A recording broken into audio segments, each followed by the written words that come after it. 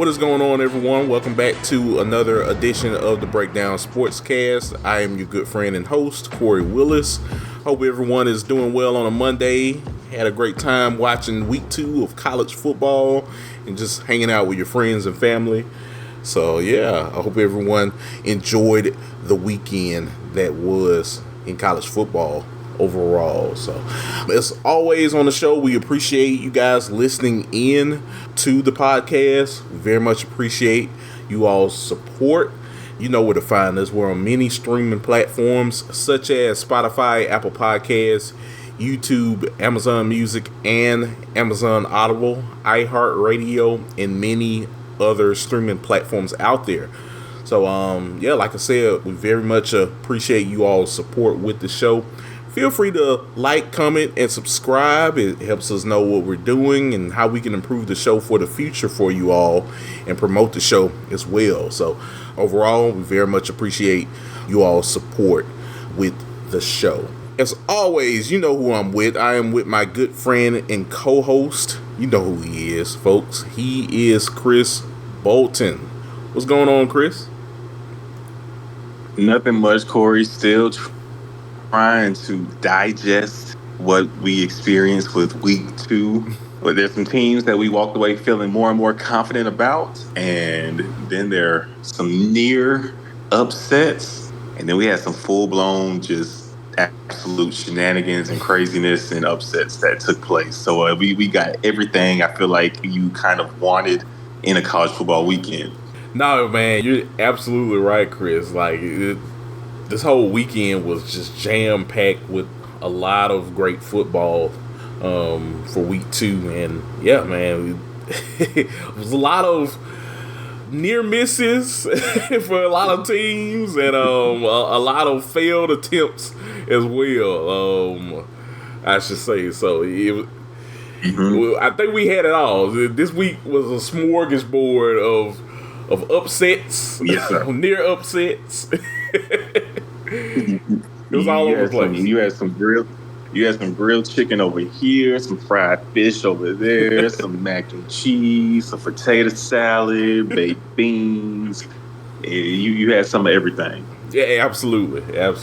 So yeah, it was quite the week it was, but we're always here, folks, to break down each and every week of college football. And week 2 was a doozy, I should say. It was a lot better than I'd say a lot of people expected to be. I know there were some people out there like a Greg McElroy that was talking about week 1 was a lot more funner than what week 2 could have been. But I have to say I have very much enjoyed this week. I think it was very surprising and alarming in some senses. I think the games you wanted to be close, like, from the preseason, everybody wanted Michigan, Texas to be a great game. Mm-hmm. There were a lot of expectations surrounding Tennessee and NC State. Yeah. In the preseason.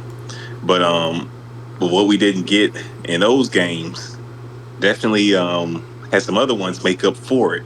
Right. Like a NIU Notre Dame or Oregon Boise State, so it was one of those weekends where you had to get in where you fit in, or Penn State Bowling Green. It was some games where it was like, oh, hold on now, I need to tune into this. Yeah, I might need to cut off this other game. I need to tap into this one. So it was one of those kind of weekends. Exactly. So it was what it was, but yeah, there's like not enough screens, too many games. I think that it's the best way to interpret week 2. Not enough multi-views. Needed a 8-view multi-view exactly for this weekend. Exactly. I think YouTube TV does a lot of that, like panels and like swapping out different games and stuff, which is very interesting. I desperately need that instead of what Hulu TV gives you, but no. Overall I enjoyed this weekend. So yeah, man. You want to go ahead and get right down to the week that was? Oh yeah, let's go ahead and break it down. Let's do what we do on the breakdown. Yes, absolutely. So we're gonna start off with the first game that we talked about in our predictions show last week, folks, and that was the number 3 Texas Longhorns coming into the Big House to take on the Michigan Wolverines. This game in the offseason had a lot of that cachet to it. A lot of that, nice, shiny, fresh coat of paint to it. Yeah, nice luster. Yeah, to it. Yeah, it was nice, lush.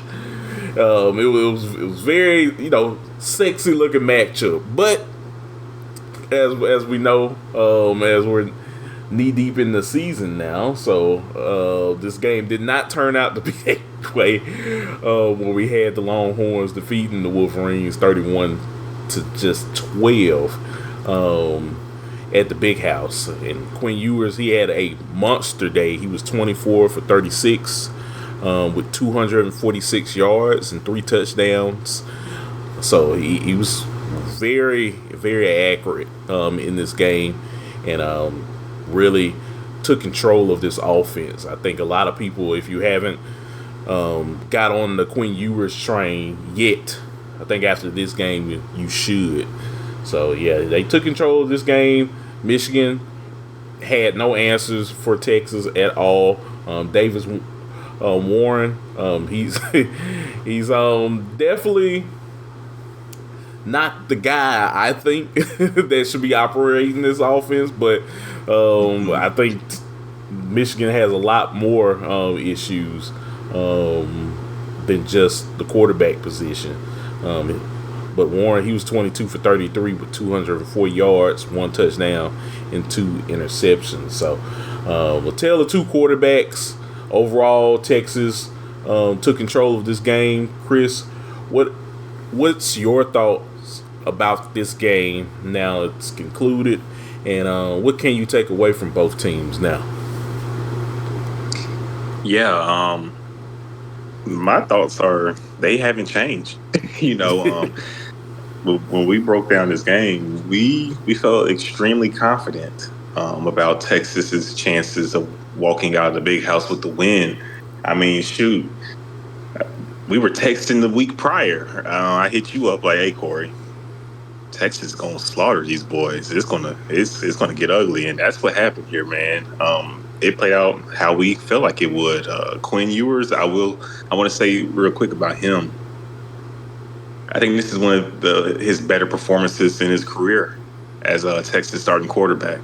Going to the Big House, Michigan has a very good defense, and they had Michigan's defense on the ropes from the very beginning. Mm-hmm. Even when the first drive didn't end the way they wanted to after the penalty. They kept pushing the ball downfield. Just over and over. This team looks legit. They look like not just a playoff team. They look like probably at least a semifinalist. The Longhorns are for real, and this game solidified it in my eyes. Just seeing how well oiled of a machine they are on both ends against it's not a great Michigan teams, but still quality competition on both ends of the ball. Texas had very good games. So overall, just very pleased with what I saw from the Longhorns. Now, I'm curious on your take on Quinn's game as well, with you being in Austin and you're around the fan base and around his team and very familiar with this team. Just what your thoughts are on how he played as well. I think he played exceptionally well in this game. You ask anyone around here in the area, this. I think one of the things that people were looking at with Quinn was, can he take that next step? And that was pretty much vital for him last year, was taking that next step. And they got to the semifinals before getting knocked out by Washington, but they wanted to see him operate this offense in a way where when you had struggles like with the running backs, for instance. Losing your top 2 running backs. They still wanted to kind of see that poise, that leader that could take charge in that offense for Texas, and you got that for all 4 quarters of the game, and that was vital. I'd say that was very important to see that out of Quinn Ewers, and that builds trust into a lot of guys, and you have a lot of people on this team that were on last year's team, but you also do have the transfer portal where you have a lot of guys that have came into this program, of course. So yeah, it was very important. This game was very important for him to get that first big test and to go on the road in the big house and winning that game.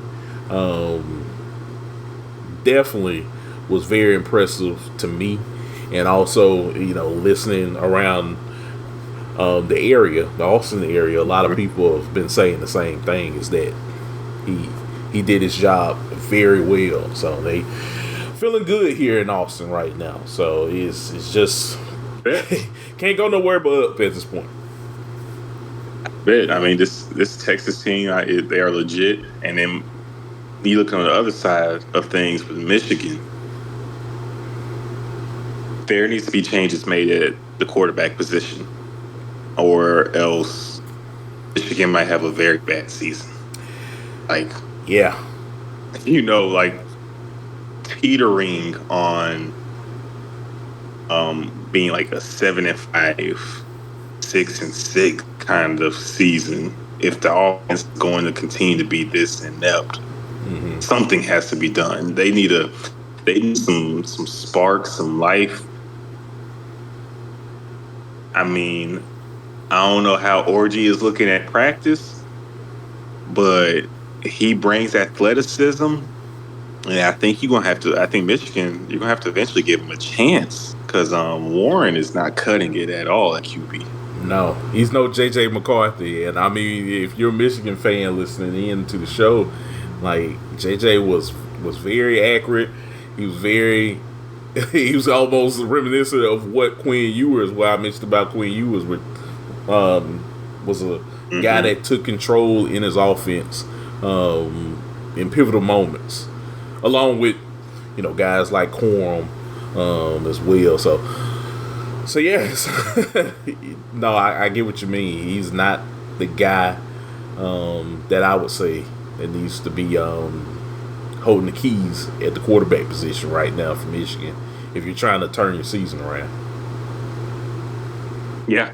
They're gonna have to make that change very soon, because when you play USC, Miller Moss has showed us that he can make big plays in big moments, and he's a legitimate quarterback. I don't think Warren stands a chance in the game against USC and Miller Moss with what he brings to the table. So something needs to be done quickly. You need somebody that can make plays. And if you're not going to make plays with your arm, then at least maybe someone who can make plays with their legs, and that's what Orgy gives you with his athleticism. So something needs to be done quickly for the Wolverines. Yeah, quick, fast, in a hurry, I should say. So yeah, man, it's Sharon Moore has a tall task ahead of him. I know it's the whole thing about him, like he's coaching without actual contract and everything, and all of the allegations and all of that stuff from the NCAA. Oh man, you kind of think about it. I mean, it's it's one of those things where it's logical for anybody to think about it, is like, how locked in is he? And, with all of this stuff going on. So it's gonna have to figure out some things. That's all I can say. Yeah, they definitely are. They definitely are real fast, like you said, fast and in a hurry. So we'll keep our eyes tuned to see how Michigan continues this season, but so far doesn't look good. I feel like if against any of the premier teams, the top teams in the conference, I think they'll lose. Honestly, USC and Oregon and Ohio State. We'll see. Maybe even the Penn State can get them this year based off how they play Saturday. That game, that might be kind of an even matchup this year. So, Yeah. we'll see. But they're definitely susceptible to taking some L's this year. Right. So yeah, it's gonna be interesting to see what happens. But I'll say this before we move on to our next topic. If you're Ohio State, you're licking your chops right now. I don't know what the spread is going to be in that game, but brother, when I tell you I will be taking Ohio State to cover it, I am too. That ass whooping is going to be generational. They are going to be making up for some lost time, some L's that they have recently taken with this one. Oh, that man. Final score might be 77-7. They are not going to call the dogs. Ryan Day, he's like thinking of numbers each day on like how bad should we beat them. If they don't have to punt, they will not. Like, I expect them to be as aggressive as they ever are.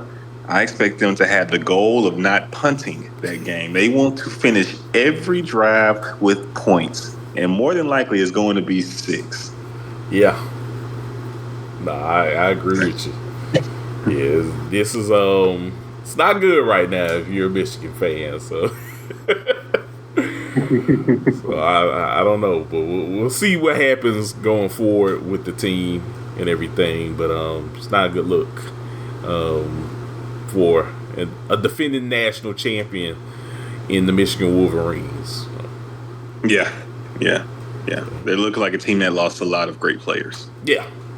No, you're absolutely right. So we'll see. We'll keep it locked here and follow along with how the Wolverines do. But good win overall for Texas, and we'll definitely also see what they do in the SEC. But getting this win was a great start. Definitely. So yeah, man. So anything else you want to add to this game, Chris, before we move on to our next game? Nope. We can keep it pushing. All right. Well, now we will head into probably the second biggest game of Saturday. We had the Tennessee Volunteers take on the North Carolina State Wolfpack. This game was the Duke's Mayo Classic out in Charlotte. So it was a big game. Both teams traveled well, especially Tennessee. And overall, the NC State Wolfpack, they were not ready for Nico Iamaleava and that offense, that potent offense, Chris, as the Volunteers defeated the Wolfpack 51-10. So it was a rout through the game. I was watching the Alabama game. We'll get to that a little bit later, but I was looking at the highlights of this game too, and boy, Nico, folks, if you haven't seen this guy play yet, if you don't think this guy has Heisman stats yet, I don't know what to tell you. He has it. He's that guy. He is him. Yeah, he is. He is Kory. He's that guy. This team, they are like that. In your introduction about that game, you harped on just how high powered and potent the offense is. I can make a case that the defense was even more impressive. The defense was insane. They were forcing turnovers, 3 and out, turnover on downs, punt, another turnover, another fumble, another 3 and out. That second half, NC State couldn't do a thing with that defense. And we talk about great D lines. Tennessee's defensive line, you can put them up with anybody in the nation, and they'll go toe to toe with them. It's an outstanding group, and Tennessee is for real. Tennessee is not only a playoff team, Tennessee is a national championship contender. I could harp about Tennessee all day, all podcast, as we have done so all summer long leading up to this season. But honestly, they are, at this point in the season, even better than what I anticipated them being, Kory. They are scary. They are. They are. No, like, we can talk about Nico all day, but this game was also about the defense. Like, I would definitely be remiss if we didn't shout out to what the defense did. Like, they victimized NC State all game long, and man, like 3 sacks, 13 TFLs. They had them in the interception for a touchdown by Will Brooks. So yeah, like this defense is nasty, folks. Like, if I was any team, watch out, because Tennessee, they're very well equipped to withstand this new college football playoff format. I think we're looking at a team that has a top 10 offense and defense. Yeah. They're top 10 on both sides of the ball, and that's, I mean, if you're like that, you're easily one of the best teams in the nation. You know, everybody normally has a flaw, but if you're both sides of the ball, you're elite at. And you're an elite team. I think that's what Tennessee is proving themselves week in and week out to be. I agree. This is a very, very good team with very good talent on both sides of the football. I guess we can go into NC State's neck of the woods about this. What does this do for NC State, Chris? And most importantly, what does this do for the ACC? Because my gosh, like, starting to have more and more teams from that conference dropping off like flies. It's making ESPN like they bought a lemon when they got the rights to the ACC. It's making them be like, you know what? Maybe I think we need to discontinue this. We might not need this ACC network thing anymore. ACC is not looking good, but I think it does a couple of things for NC State. It lets them know that, one, we are not there yet. We're not ready. We have a long ways to go. And two, we still have a chance to win the ACC. The rest of the conference is bad too. It's not that good. So you're right there in the mix with. Let's just be real. If you throw Florida State on that field, the final score probably looks the same. You throw Georgia Tech on that field, the final score looks the same. You could throw Clemson on that field, it might look a little better. But Virginia Tech, throw them on the field, the final score looks the same. I mean, the ACC is just bad. So NC State, you still have a chance to make some noise, but you know now you ain't ready for what the real is in college football. Y'all got a lot of work to do. Not at all. And they had to learn out. They had to learn that the hard way through this game. You know, playing a really good Tennessee team. So, overall, I just had to mention that, Chris, because man, it really does raise a lot of questions on how good is the ACC. I think we can know who your heavy hitters are. Michigan is it? Miami. Pardon, is at the top of that list. So after that, Miami and Louisville. Yeah, those are the cream of the crop in the conference. Yeah, I think Miami, maybe Syracuse. is the third best team in the ACC. We'll see. We'll see. We'll see how long that takes. Right. We'll see, but that's where we're at with the ACC. Yeah. I have a question for you, real quick, Yeah. just real fast, based off what we know now, the information we've gained. Mm-hmm. Is Tennessee the third best team in the SEC?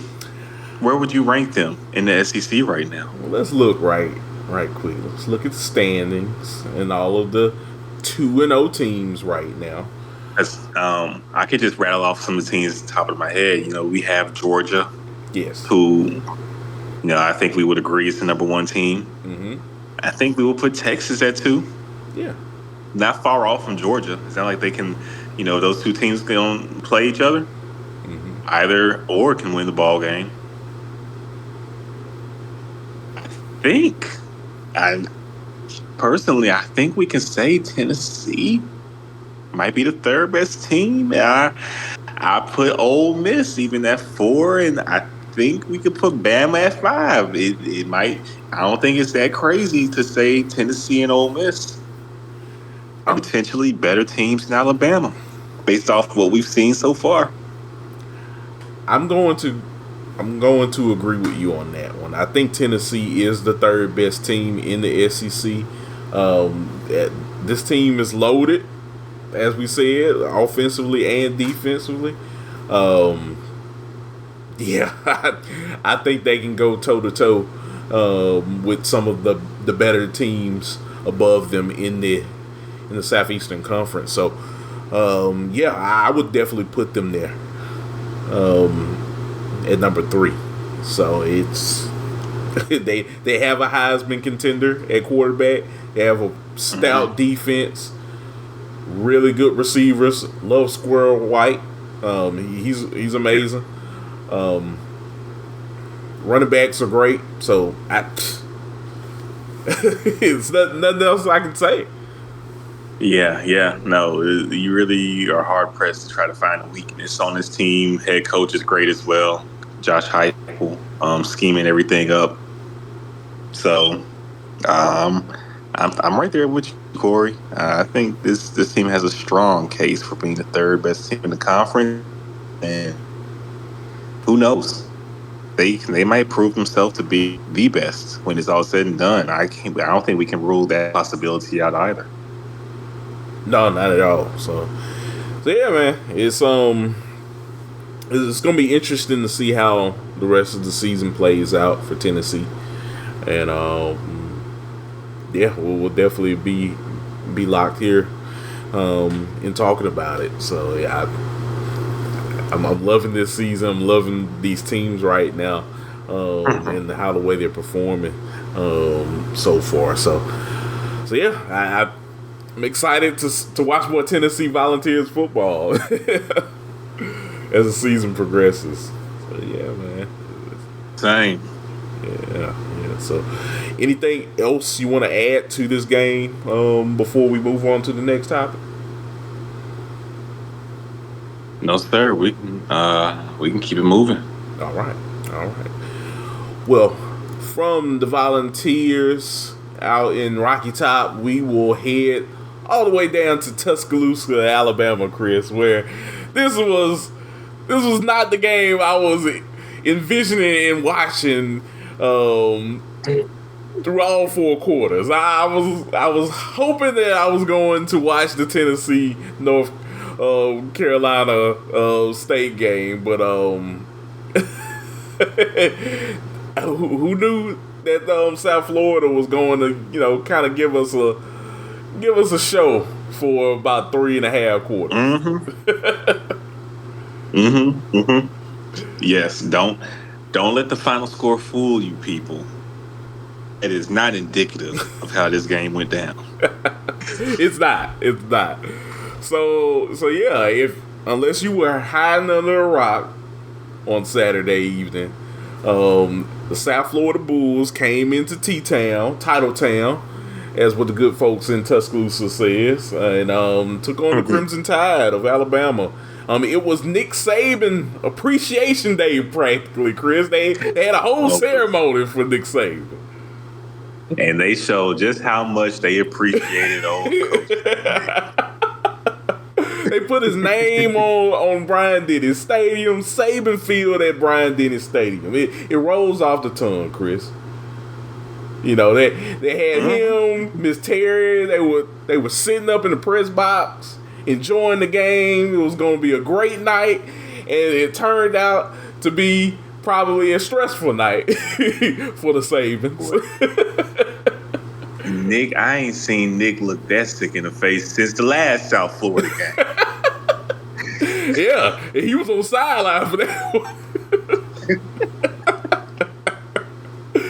Oh my gosh! But yeah, yeah, folks. As you see, the score is 42-16. It didn't feel like that. Alabama won the game.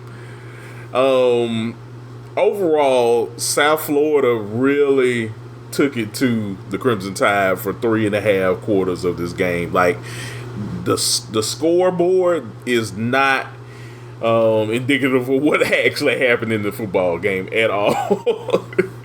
So, overall, I mean, I'm gonna just say it, Chris. Like, if you feel like by any means you have a different take on this, go ahead and let me know. But I think if you're a Bama fan and you saw this game and you still won, and I even mentioned this on Twitter, this is nothing new when you're dealing with a Kalen DeBoer football team. You're gonna have these weird mental lapses where, for whatever reason, you don't have that killer instinct to take people out of a football game through those 4 quarters that you're on the field. Until maybe like midway through the 4th or so. I should say. But yeah, overall it's that lack or that mental lapse, like I mentioned. It really is a thing with Kalen DeBoer's teams where there's just no focus from time to time. So that's my take on it.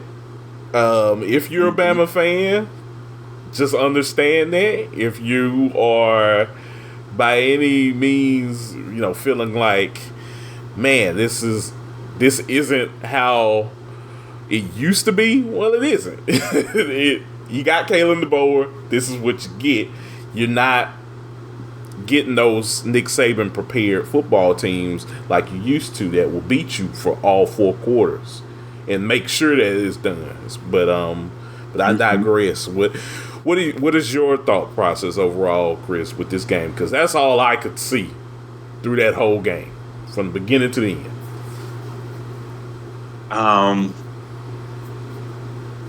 I see something that's very concerning.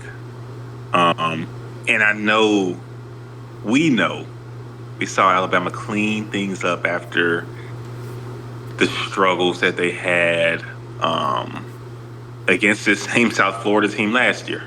We didn't anticipate this team winning the SEC last year, but there's a different guy who was the head coach last year, first and foremost, Nick Saban. And also, there was just a different, even though both games were concerning, the flaws I saw in this game, let's just be honest. If Brown was just a competent passer at the quarterback position for South Florida, there's a good chance they win that game. He couldn't throw the ball accurately at all to save his life, and it was like self-inflicted mistakes. Like, he just can't pass the ball well. Wasn't anything Alabama was doing. It's just that's how he is as a player.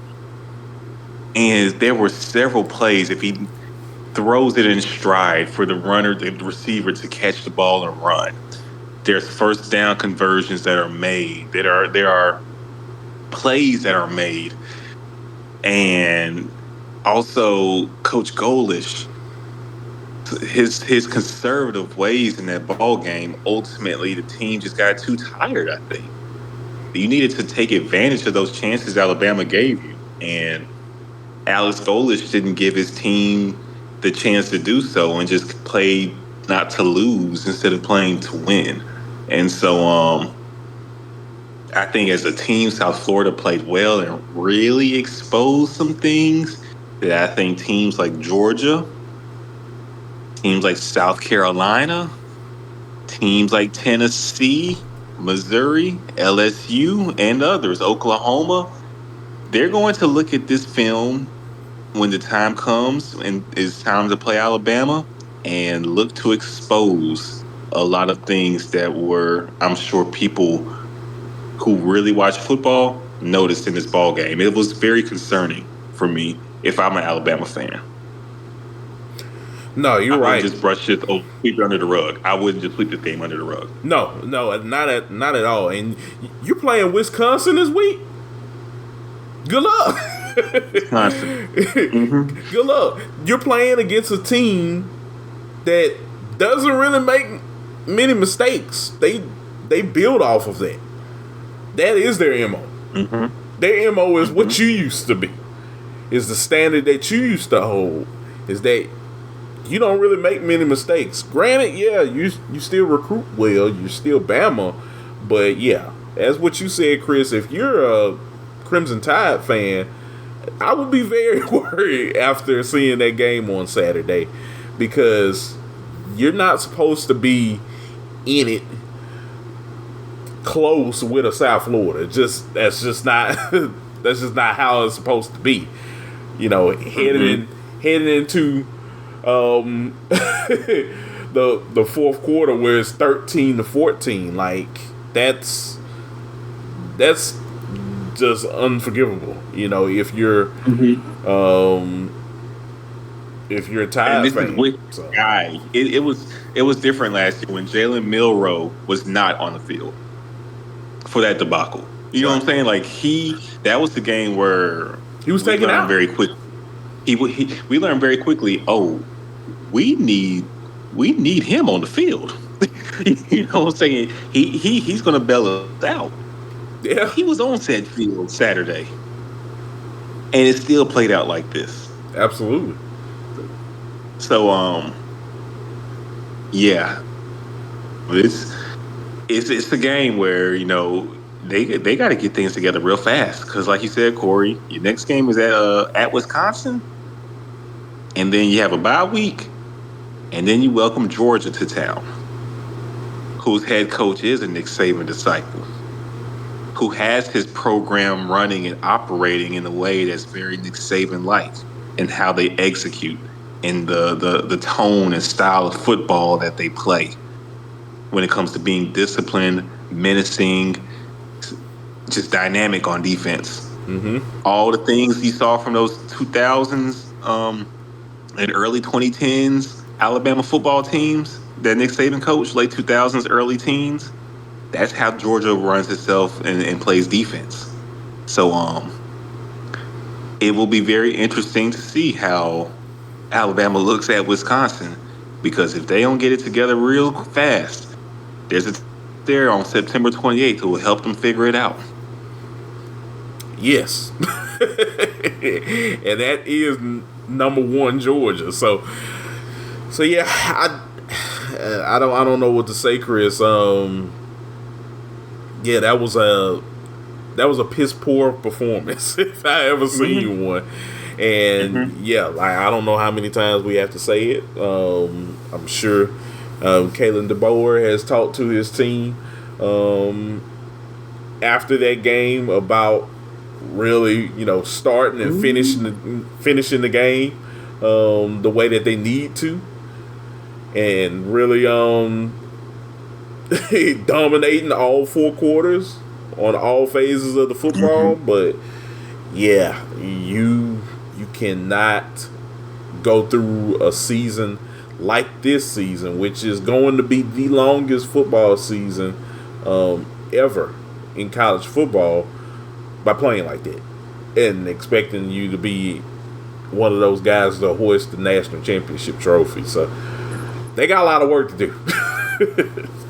We're going to learn a lot about them at Wisconsin, I think, because if they lose, not going to say they are, but if they lose that game, it could be a domino effect. You know what I'm saying? Like it could tease this in the off season. Like, hey, people don't know just how things are in Alabama when they're losing, because they've been so spoiled with Nick Saban. Right. But let Kalen DeBoer lose that Wisconsin game. Life is going to get real uneasy in T-Town for him, because that's not a good omen when you play Georgia X.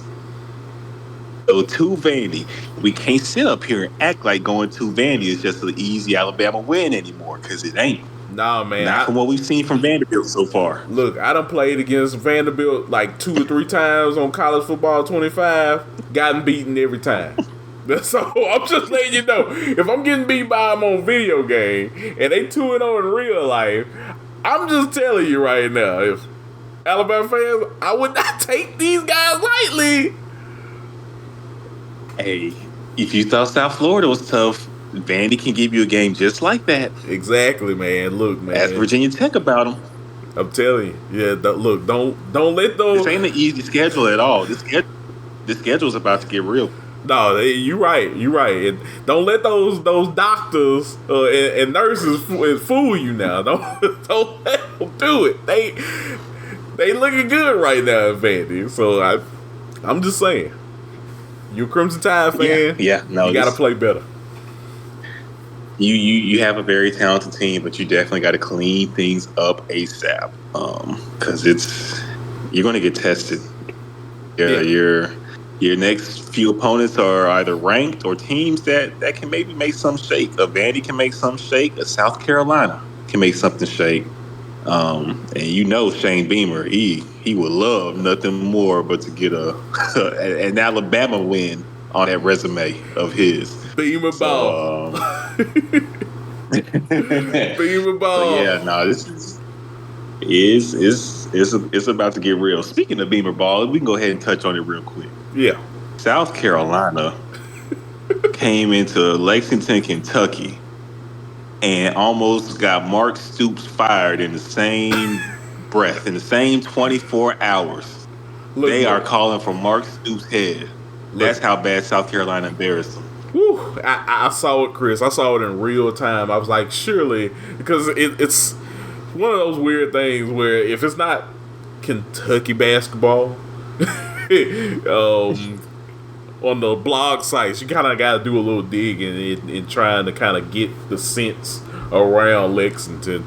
Of course, it's not like a lot of 247 Sports, which I subscribe to, message boards, but I did a little bit of digging, just to kind of see, kind of do a little investigative journalism to try to see, how's everything, looking right now in Lexington. It's not looking so hot right now. Those poor fans, they have jumped off the bandwagon, Chris. They are sitting there wishing Texas A&M taking Mark off their hands, and that they would have hired John Summerall over there at Tulane to be the new head coach. That's what's going on in Lexington. Yeah. Look at Tulane. Yeah, Willie Frizzy, he was gone. No drop off. They still win it over there in Tulane. Well, they are looking money in Tulane. Like John Summerall has that thing clicking, humming. They are looking like the legit G5 contender to make the playoffs. They are. That's how he has them looking. So, no, you're right. You're right about that. So boy. Shout out to South Carolina for that win. That defensive line dominated the Wildcats. Kentucky had 3 completions. South Carolina had 4 sacks. That tells you all you need to know about the ball game, Kory. Yeah, and I saw it. I saw the travesty that was that Kentucky game against South Carolina. But no, you're right. You're right. Yeah, something needs to be done down there in Lexington, and I think a lot of people in Lexington was already kind of probably fed up after knowing that Mark Stoops was going to originally leave and go down to College Station to coast to Texas A&M Aggies. So knowing that and seeing what happened on the field this past Saturday, oh yeah, like that seat is getting hot, and you are the tied for the 9th highest paid coach in college football. Yeah. You making Josh Heupel money? That you making Josh Heupel going on in Tennessee? I right. You making Josh Heupel money, and you getting beat down like NC State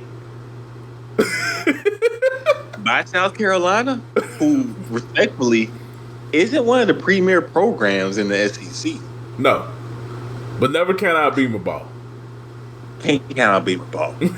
You can't count out Beamer ball, and they have learned that the last few times they have played South Carolina to not count out Beamer ball.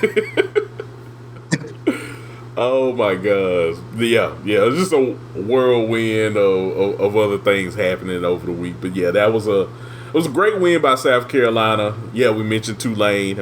They almost took out Kansas State, but Kansas State did kind of run away with the game at the end. But I'm still impressed. I know both of us are still impressed by what Tulane has done these past couple of seasons. Definitely, because we're both pretty high on Kansas State and very high on Kansas State. So honestly, I wasn't shocked by the performance from Tulane. If you keeping track of what's going on out there in Tulane, they're a very good football team. Very good football team. Mm-hmm. John Sumrall done messed around and gotten in the state of Louisiana. You gave him some Louisiana boys to work with, so he's making the most of it. Exactly. Hey, LSU better be happy that they didn't play Tulane on Saturday, because they probably they had a struggle with Nicholls State. I'm about to say they about lost to Nicholls State, let alone Tulane.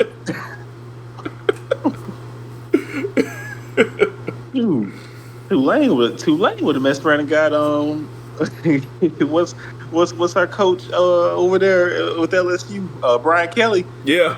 They would have messed around and had Brian Kelly up out of there. I'm telling you, him and the water bottle. I mean, the water bottle already was ready to leave. I mean, he was jumping out of there as soon as he started hearing that speech. It's like, let me get on down. Oh man! Speaking of Brian Kelly, I think this will be full circle. We might as well wrap it up with this game, the upset of the weekend, don't you think? Yes, we definitely will. So, anything else? I know we kind of went off on a tangent, but that's all right, my brother. About the Alabama game? Nah, nothing else about Alabama. Yeah, we'll see what happens. They play Wisconsin this week, this Saturday. Early football game. It was 11 a.m. kickoff, so we'll definitely talk about that on our Friday. That might not be good for them, or maybe that will be good for Bama. You gotta wake up and have your stuff together. Early kick. Look, you can't go around dancing around like Florida State was in week 0. So or whatever they've been doing the past few weeks. We'll get back to them soon. So, but no, I'm all ready, Chris, to talk about the upset, the ultimate upset of the week. So yeah, folks. If you didn't watch this game, there was so many other games that I was watching, like South Carolina versus Kentucky, and was getting ready to watch Tennessee and NC State and everything. But this game literally caught me off by surprise. I think it caught everybody else by surprise as well, Chris. Number 5, Notre Dame losing to Northern Illinois. The Huskies defeated the Fighting Irish 16-14. Oh man, in South Bend. So it's I'm still in shock. I'm still in shock, Chris, that Northern Illinois from the MAC defeated Notre Dame. A team that, look, we all said Notre Dame had probably one of the best quarterback rooms in college football. Led by Riley Leonard. And man, they just couldn't find anything offensively in this football game. I mean, Riley Leonard, he threw 2 interceptions in this ball game. It was just 20 for 32 with 163 yards. But Ethan Hampton, he was 10 for 19, 198 yards and 1 touchdown to lead the Huskies in that win against the Fighting Irish. But it was a big game. Overall, can't believe that it happened. They got that late field goal kick to win the game. So that was something else overall, Chris. Yeah. But what are your thoughts about what this game means for college football this year, and how does Notre Dame come back from this? Man, one game at a time, brother. Just one game at a time. Like you just gonna have to win. This is huge loss for Notre Dame, but I will say the season isn't over. The season's not over, but it's a tough loss. We might find out just how good this quarterback room is a little sooner than expected if Riley Leonard continues to play like this. You know, he had a stinker. Yeah, you're right. You can't have 2 interceptions, no touchdowns on 32 pass attempts. Nah. At home against NIU, respectfully. Even though NIU is now ranked. You can't do this after following up winning on the road at College Station. It's unacceptable. The defense for Notre Dame had 1 lapse. That long reception that NIU took to the house. Mm-hmm. Outside of that, the defense played very well. You know, they didn't allow over 200 passing yards. It wasn't like the defense got tore up. Notre Dame just could not do a thing on offense. And you got to score more than 14 points. You can't put up 14 points in today's college football. That's just that's not right. You can't do that and expect to win. So try to do that. They're lucky they had a chance to win this game. I know. Yeah. No, you're right. You can't just score 14 points and it's like, oh, you know, we'll be all right. It's like, no, you won't.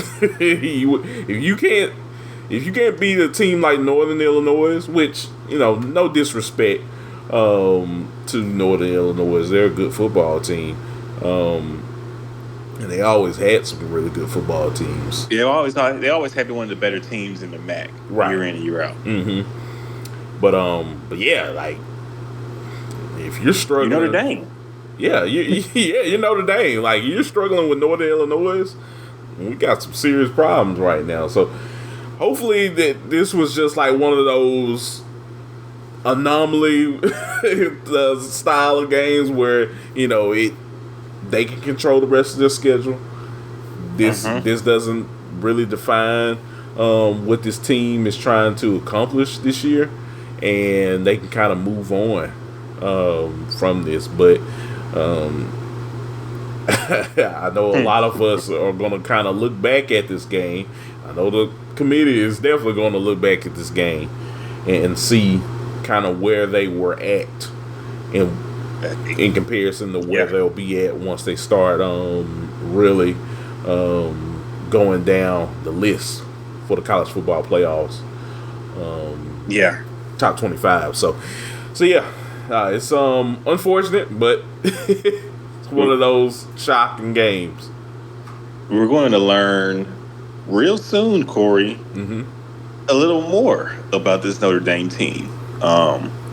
We can't just chalk up this next game against Purdue and say, it's an easy one. They'll win that. I think they will.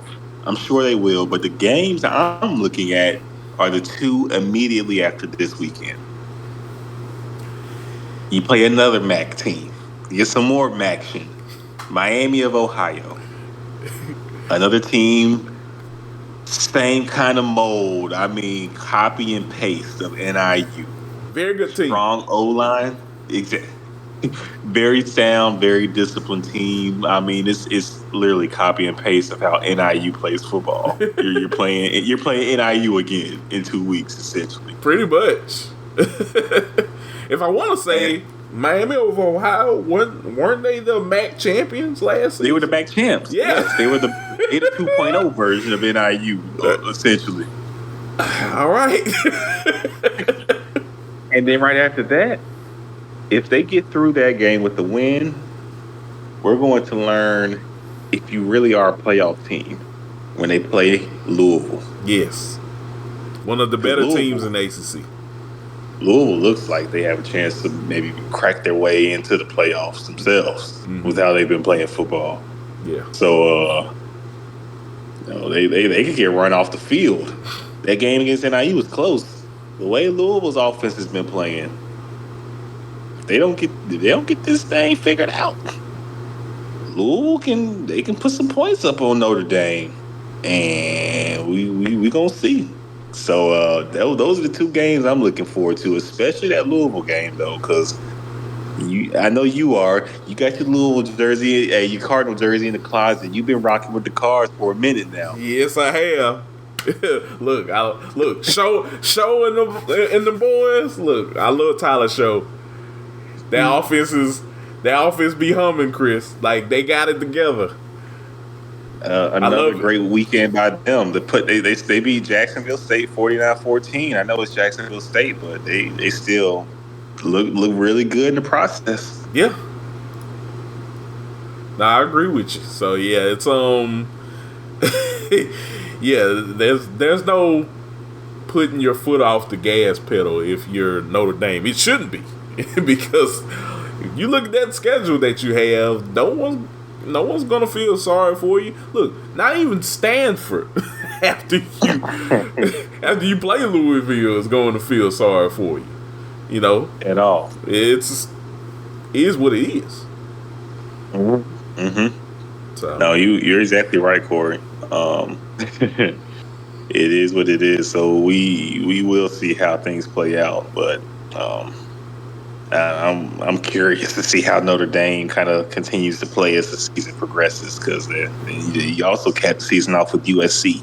So right, you got some games to build your resume, but you also got some games if you don't get it together, and this is who you really are, you about to get exposed even more. Exactly. So I don't know. Got a long season ahead of you, Notre Dame, if you're trying to really make a name for yourself for the 12-team playoff. But yeah, we'll see what happens. But it's not a good look to lose against Northern Illinois overall. But I think one other thing I'll mention about that game, Thomas Hammond, he was very emotional after that game, after beating Notre Dame, and excuse me, just the amount of emotion that came out of him at that post meteor scrum with him after the game ended. It's real great to see guys like that get big wins against top tier teams, of course. So he definitely made his money. After a win like that. And they've been rewarded by being put up in the top 25 and in the AP poll. So You love to see it, but yes, he deserves all to be as emotional as he was. When you go on the road and beat a top 10 team in the nation that just finished getting a premier win themselves, um, it's literally you against the world, Kory. Like nobody believes in NIU. No, We still don't believe in NIU. To be honest with you, but they did it. they did. And he deserved that moment. Yeah, absolutely. You get the win, and you you run out of South Bend with like well over $1 million that they got paid. 1.4 million to come embarrass. We got paid to come embarrass y'all. Yeah. Oh my goodness. You done paid. You done take care of my staff's salary off this one game alone, just to come embarrass y'all. Exactly. Oh man, I'm about to buy a truck after this, man. Like we good. I'm about to be rolling. Oh yeah, for sure. So yeah, you ain't lying, Kory. You are not lying one bit. Yeah, man. I just had to put that out there just because that was a great moment for Coach Hammock and his team. But yeah, like you pay big money if you Notre Dame to play a team like that and then lose. I mean, you should get what's coming to you. but no. Overall, we'll see what happens with Notre Dame going forward throughout the season. It's not over yet, but it is one of those clunkers of a game. We'll probably see a lot of those this season with a lot of different teams, especially after what we saw in week 2, that they just have to clean up. So, anything else you want to add about this game, Chris, before we kind of go over some of the last games? No, sir, I'm good. All right. Well, yeah, just gonna go real quick and just kind of talk about a couple of other games that happened over the weekend. We had Missouri beating Buffalo 38-0. Brady Cook and Theo Weiss Jr., all of those guys, they're still clicking on all cylinders, Chris. So I don't see Missouri having any issues going forward the season for right now. What do you think right now about Missouri? I like what I see from Missouri. They've been very sound. They haven't just popped or exploded, but they've been good.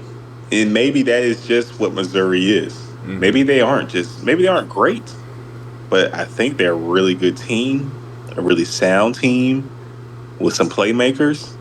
And if you don't come strapped up and ready, they'll beat you. So they're a very good team, and they can make some noise in the SEC for sure. Yeah. No, I definitely agree with you. So yeah, it's gonna be an interesting season for Missouri. I want to see right quick what's the next game that they have. Oh, Boston College. So it's gonna be.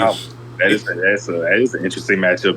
That's one we didn't have circled in the preseason, but we for sure have it circled now after what BC has showed. Yeah. So yeah, that's definitely going to be an interesting game on the SEC Network on Saturday. So I will definitely be tuned in to watch that game. So we'll talk about a couple of other games. Yeah, Penn State. It's a weird game, Chris. Like they beat Bowling Green. Yeah, they beat Bowling Green 34-27. But man, it was really one of those weird games where they were kind of going back and forth in that football game. So they still got the win. Drew Allar, he was 13 for 20 with 204 yards, 2 touchdowns, and he did throw one interception in the game. It was one of those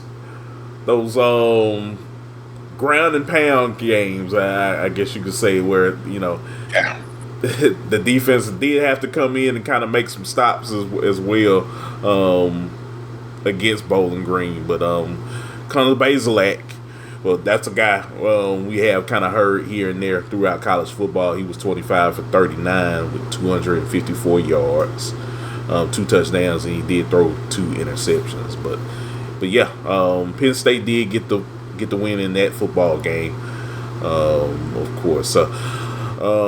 Arkansas and Oklahoma State. This was a game that was really catching my eye. It's a game of the year candidate. Yeah, man. This game caught me by surprise because, man, you're Arkansas. I think they were up 31 points. They didn't score again at all. After they got that 31, and man, Oklahoma State came back to win this football game, and in overtime, 2 overtimes, I should say. So it was one of those weird games where, Arkansas had the lead, but they just couldn't keep it. Ollie Gordon and squad came in. Arkansas football experience. Yeah. So, what does Sam Pittman always say? Yes, sir. He would agree with you. Hey, I feel for Sam Pittman because, honestly, this is a talented team. This is a very talented team, Kory. You might say it's a top 25 talented type of team. Like, Arkansas has real players. The offense looks very good at times. Taylor Green is really good. Yes, and they just couldn't clutch this game out. There were some unfortunate penalties, I will add. Some unfortunate timely mistakes. Man. Sam Pittman deserved this win.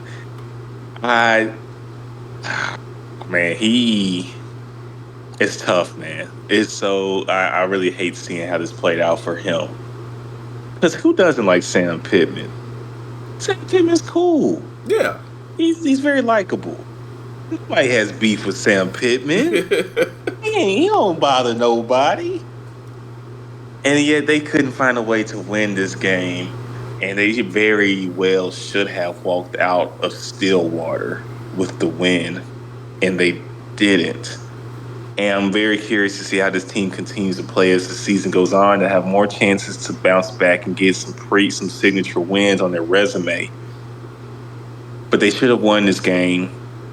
And I think Oklahoma State got exposed a little bit in this game. Just a little bit. Mm-hmm. You know, they showed great resiliency. But a team that's good and doesn't have the tragic flaw, the Achilles heel of just folding under pressure like Arkansas does time in and time out when they have the game won. They ain't going to do what Arkansas does.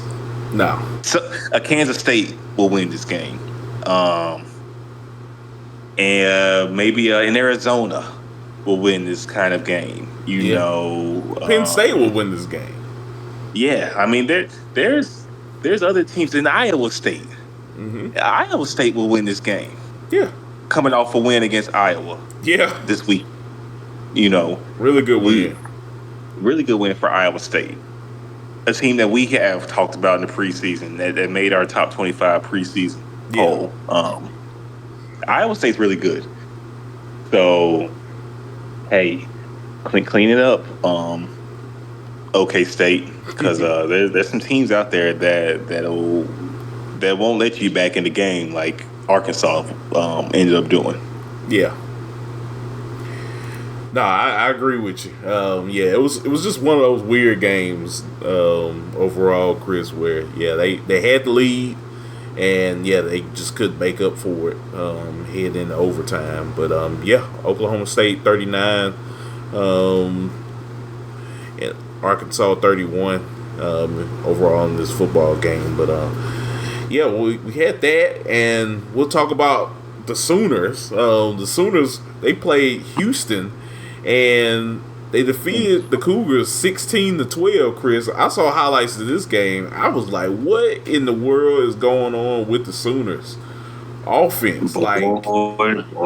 It's like same song and dance. brother.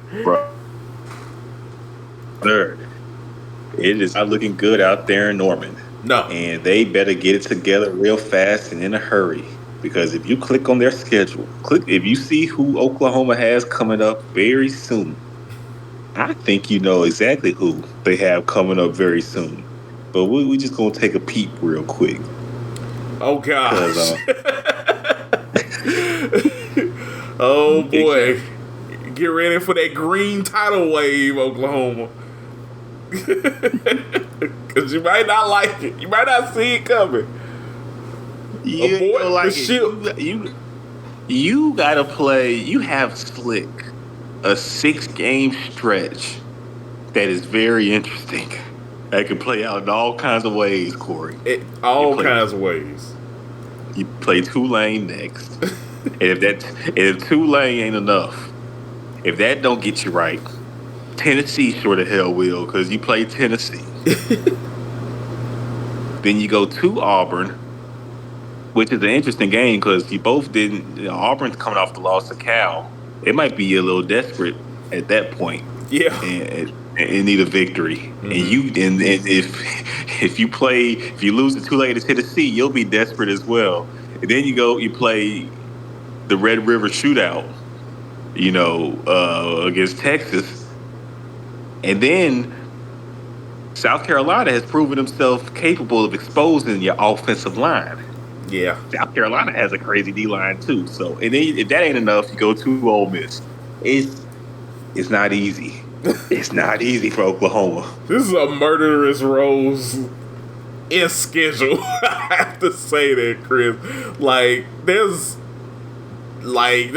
no escape out of having an easy, flowing, carefree schedule. If you're Oklahoma, every week is a battle. Yeah. And then after that, you play Maine just to close the season against Missouri and Alabama. So I mean, it's rough. It's definitely rough. So I don't know. I don't know about Oklahoma. Brent Venables, you got to do something. You got to do something. You can't keep making excuses every time that you're not clicking offensively for this team. I mean, you're Oklahoma at the end of the day. You should be able to actually, spring up some sort of offense. Not late in the ball game. So I don't know. I'm at a loss of words, Chris, for what Oklahoma's doing. They look like when both Texas and Oklahoma got to the SEC, we were looking for both teams to really showcase their dominance, and it looks like only one team is doing that right now, fashionably, and that's Texas right now. So we'll see. Oh, we're gonna see. We are definitely going, because don't think Tulane won't be ready after that loss to Kansas State. That will not deter John Summerall's Green Wave. No, they will be primed and ready to get. This is matter of fact, Oklahoma should be even more on the lookout. Yeah, they should be even more on the lookout for Tulane after Tulane lost that game. Tulane would have been feeling good. Everybody patting themselves on the back for beating Kansas State.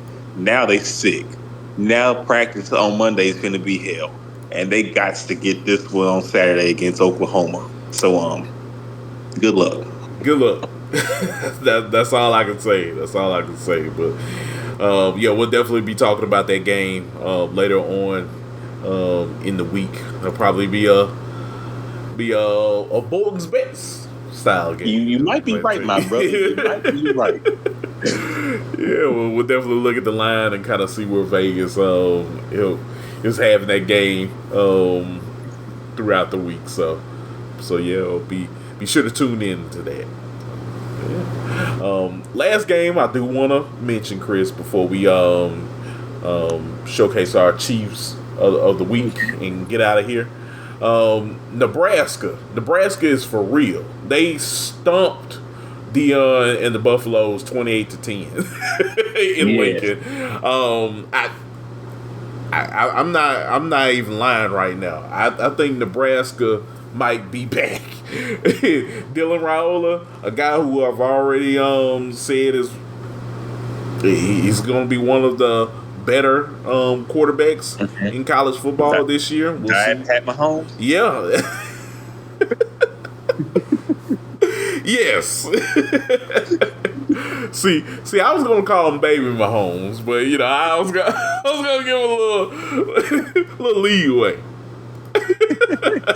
I would just call him Pat Mahomes for now because he ain't Pat. But if you squint your eyes and you see some of the plays, hey, hold on, there might be a little something to this. I think you're right. As I drink my Diet Dr. Pepper, I just kind of squint a little bit, like, oh wow, Very, hold on, very familiar. He was rolling right through the football, across your body to the left side, to the left hash, about 45, 50 yards in the air. Okay, that's Pat like. That's Mahomes like. Yeah. Did you see him coming out of the tunnel? And you know how Patrick Mahomes comes out of the tunnel? Yes. Where he does a little jump and then he just throws his left arm out and tells everyone let's go. It's the same thing that he did this past Saturday. The guy's a menace, Chris. That's all I gotta say. I'm not mad at him. If there is a quarterback to mimic, Pat Mahomes ain't a bad one to try to mimic. No, he's not. I will say this: he did a heck of a job this week because you beat Colorado and Shadir Sanders 28-10. Like maybe there was a little bit of Mahomes, style of athleticism that was flowing through the veins of the one Dylan Raiola over the weekend. For sure. and like you said, this Nebraska team is legit because they made life tough. The defense is nasty. The defense, you hold Shador and Travis Hunter and company to 10 points. I mean, that says it all. And they were scoreless in the first half. It was 28-0 at half. After at that point, Nebraska was kind of just playing cruise control, just managing the ball game. They kind of let off the gas a little bit, to be quite honest with you. But the defense didn't. The defense is for real, and this Nebraska team is for real too. So that's a team to keep our eyes on. Let's look at their schedule real quick, Kory. This is a team that might be able to make some noise here in the Big Ten. Yeah. I mean, next game you got is Northern Iowa. You should be able to win that football game if you don't sleepwalk at all. Ooh, so that Illinois game. That's like a very nice matchup. Illinois fresh off a win against Kansas this weekend. Yeah, Illinois, tough football team. Brett Bielema, he has those guys playing tough football out there. So that's the matchup I think we'll get it'll be a real test for them. Yeah. And Colorado has their flaws. They're a talented team, but they definitely have some flaws. A very flawed football team, especially in the trenches. Illinois, the weaknesses that Colorado has are actually the strengths of Illinois.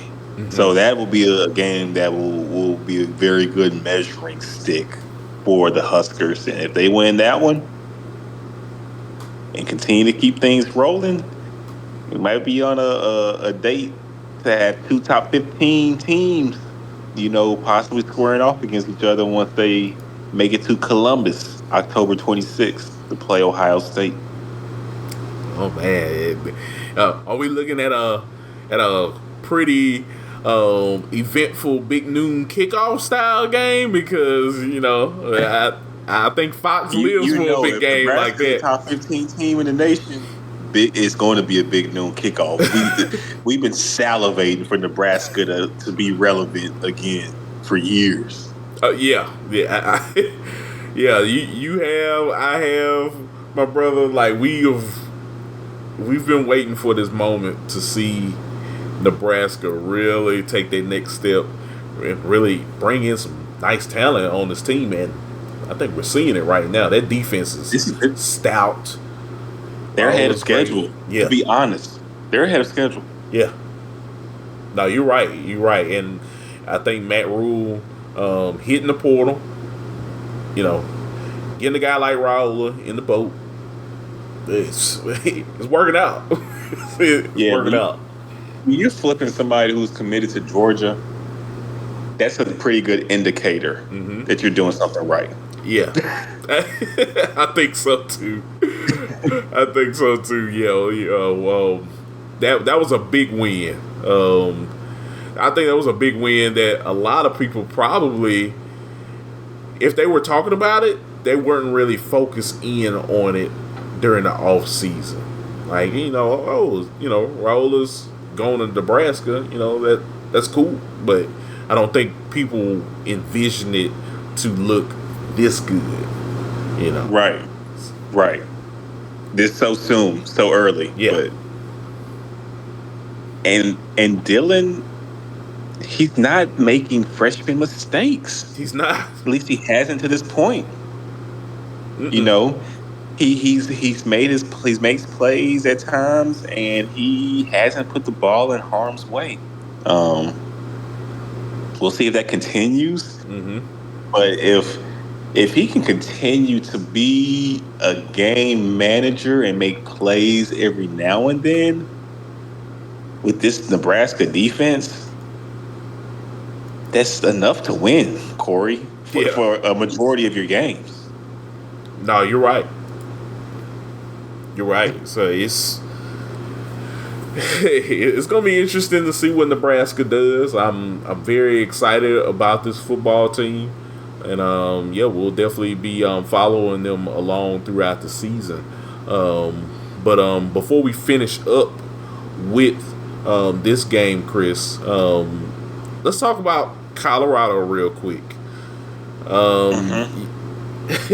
Last year, one of the big things that Dion wanted to talk about in terms of one of the big things that he did want to focus on, in addition to the defense, was the offensive line. You did go out and get a couple guys in the portal. You did go hard in the paint through just your regular recruiting cycle along with the portal. And you really wanted to stress that Shadur, a guy that is a Heisman hopeful, is a really good quarterback. You really wanted to kind of stress that you could take care of him in the pocket. He's having those same issues last year as he's having this year. Yeah. The same issues are occurring as last year. I don't know what the deal is at this point, because I'm looking at, and I'm just going to look at Colorado's schedule right quick, because I don't know what they can do to fix this. Like, it's not easy. It's not easy by any means. You got to go to Colorado State next week. We saw that game last year. And they won't. They want this one. This is a rivalry game. Yes. You're on the road. It's not good. The team full of transfers. This is their first. Nebraska was a rowdy environment. I'm gonna be honest with you, Kory. This game's gonna be rowdier. This is the game of the season for Colorado State. They live for this game. Yeah. Can you imagine? Like, look, you don't come out hot ready to go in this game. You lose to Colorado State. Well, you got to play Baylor. I mean, you should be able to beat Baylor. But You would think, but I don't know. Dave Aranda is coaching for his job, and we have learned. If there's one thing we've learned so far, coaches who really taking coaching seriously for their jobs, they ain't playing. Sam Pittman, right. Arkansas lost, but Arkansas is looking good. They playing some football for Coach Pittman. Yeah. So, Baylor's gonna come out playing some football. Dave needs that one. Nah. He needs that one. Nah, you're not wrong. So Baylor is going to go out there and I think put on a performance. Nah, yeah, you're right, man. Yeah, it's this schedule, it doesn't get any easier. At UCF versus K-State, at Arizona. Good luck with that. Ooh. The Fafita and company already. Coach Satterfield and Cincinnati, they ain't looking bad either. You know, Cincinnati ain't look bad at all. They've been solid. Yeah. Then you go to Tech, at Texas Tech versus Utah, at Kansas. Yeah, we saw what happened with Kansas, but it's just one game. And then you end it with Oklahoma State. I don't know. I don't know, Chris. It's going to be tough to be bowl eligible, man. Yeah. It's going to be tough. May the football guys be with the and the Buffaloes because, man, this is rough. It's rough. Yeah, man, it really is. People expecting Coach Prime and them to make a leap this year. It's going to be very difficult. And honestly, though, going back to the O-line situation, Kory, you don't just build offensive lines in the portal. No. I can't stress that enough. Offensive line, that's a group in football that normally gets better and better with the more wars those guys go through together. When we do off-season previews and you look and see, they got 4 returning starters on the line? That's big. You know why? Because you can't just develop that chemistry. Right. You can't just throw somebody in there in a line that's just going to be just great. I don't care what collection of guys you get. They need those tests, those battles together. And this is this group's first time.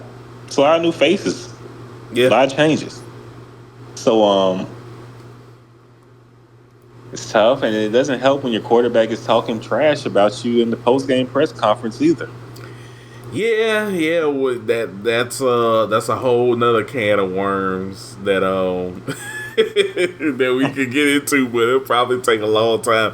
But for just a condensed version of all of that, that's not gonna work.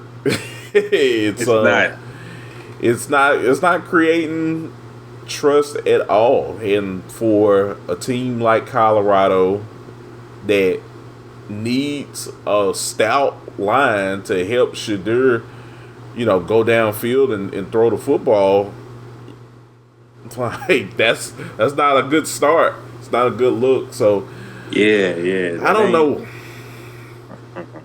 They need to go out and Jordan needs to take them boys on a breakfast date or something. They need to get some camaraderie and get on the same page. It's not looking good. No, it's not. It's not. It kind of takes me back to when Greg McElroy was at Alabama, and that was the first time of me seeing quarterbacks treating their offensive linemen out to dinners, and they would go to like bomb houses, which is this is a really nice restaurant out in Tuscaloosa. If you ever been, they have those nice gooey fries and stuff. gotta go back to Tuscaloosa. But for the most part, yeah, like that's all about building that camaraderie, as you mentioned, Chris. And yeah, that's what he needs to do. he needs to, forgive these guys, buy them some watches, or do something. They need to come to Jesus. Yeah. They need to come to Jesus meeting or something, because it doesn't get any easier going forward. No, you're right. You're right. So I don't know. I know Deion, he owned up to Nebraska really giving them the beating in that ball game, but they got a lot of other issues that they gotta figure out if they're really trying to be serious and winning a lot of ball games this season. No doubt, definitely. But yeah, man. Those were some of the other games that happened in college football over the weekend, Chris. Now that week 2 is in the books, do you have anyone that's a part of our Chief of the Week segment, Chris? I have one Chief of the Week this week, and it's in a losing effort. But at this point, I'm going to keep saying his name because he needs to be getting his due and should be a finalist if we were to vote for the Heisman today. Ashton Gianni, running back, Boise State. Yes. 192 yards in a losing effort against Oregon, 3 rushing touchdowns. He has 9 touchdowns in two games. My gosh. So he's been exceptional, and I just gotta give him his flowers. Boise very well could have won that game, and Boise will continue to have a very good season. And just know it's because of him. He's the leading force in how this offense performs, and he's every bit, if not better, than advertised. Nice. Yeah, he's. I had to look at his stats last week, and yeah, I know you had mentioned him as a part of. Well, now he's already been in the record books now, Chris, of winning 2 straight 2 times Chiefs of the Week. So he's on a roll right now. But yeah, I'm just amazed by how efficient he is at running back, and just how great of a talent he is. Like, man, he's a guy that can be literally plugged into any program, and he would perform with his hair on fire. Like, oh my goodness, coaches will love him. You're right. If he very well wants to, and we're not encouraging him to do so. Yeah. But if he wanted to hit the portal this year, he would be one of the main grabs, one of the top acquisitions for a Power 4 program. He would be the Jahmyr Gibbs, I feel like, of the portal. You know how everybody was after Gibbs, and Gibbs ended up going to Bama when he left Tech.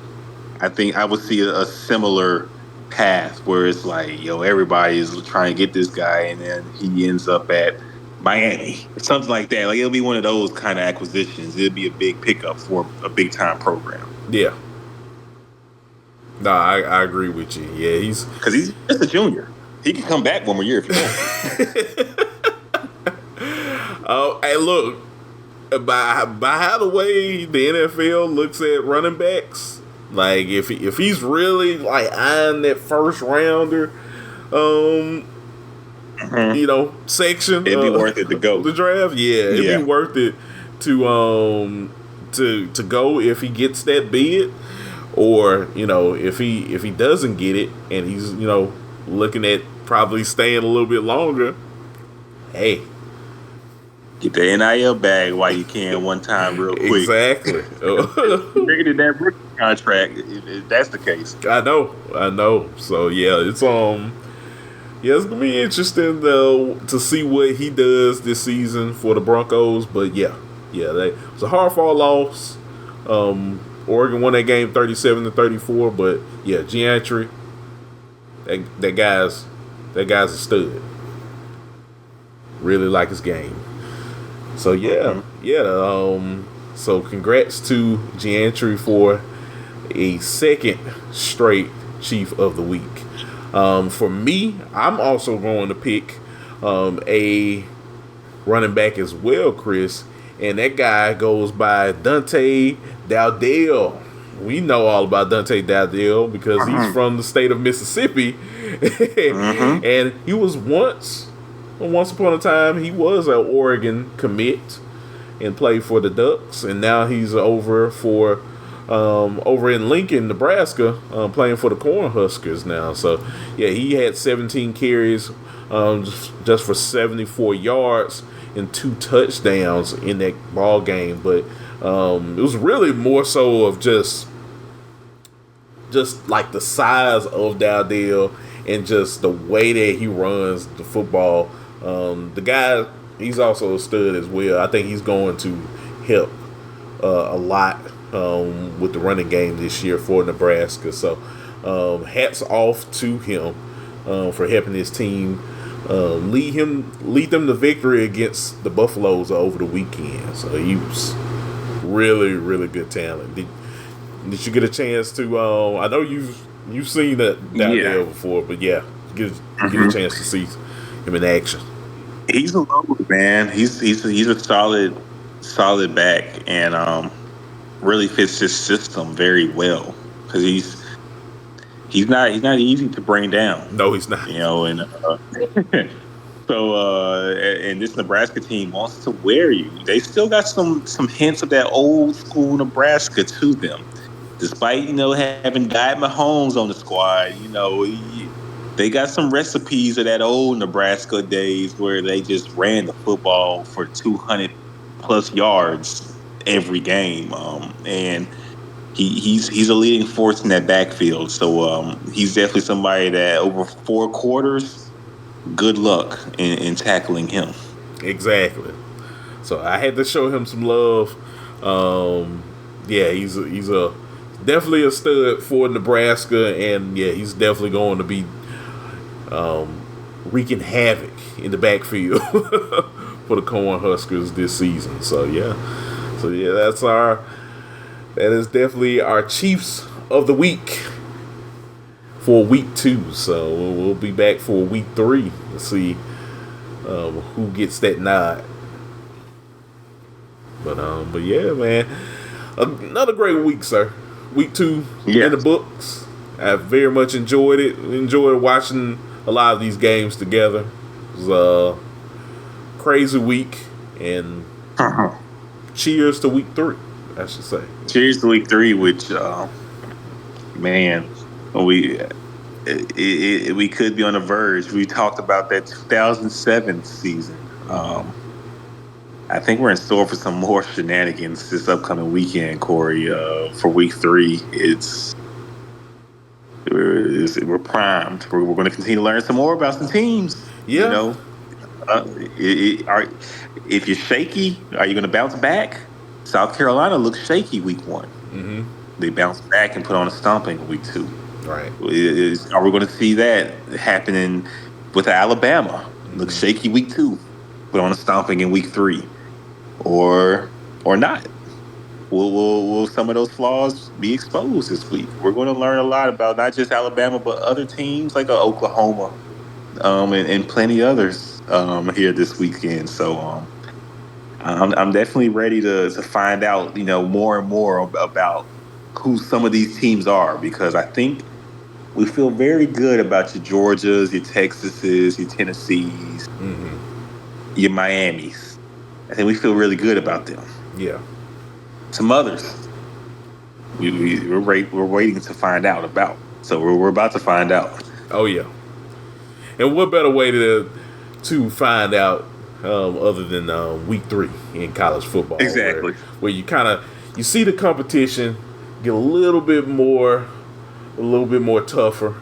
You start to get a little bit more closer and closer to conference play for some of these teams.